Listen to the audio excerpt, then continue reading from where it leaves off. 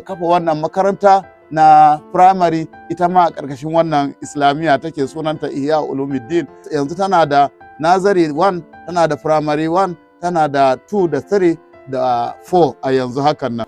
Ko a cikin ɗalibanka akwai wanda ya sha'awar yin karatun boko? Akwai yaron da maciji ya sare shi, amma Allah da ikonsa uban nan har yaron nan ya warke bai zo shi ba.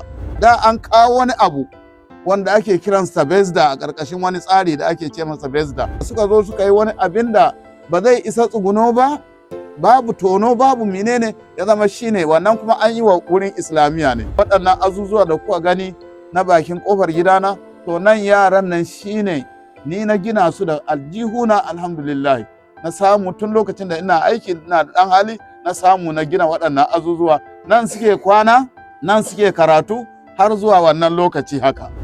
Kafin yaro ya balaga, to komen kashi zai zama na cewa ya yi karatun alƙur'ani, ya ɗan san wani abu daga littattafai, kuma ya yi karatun boko.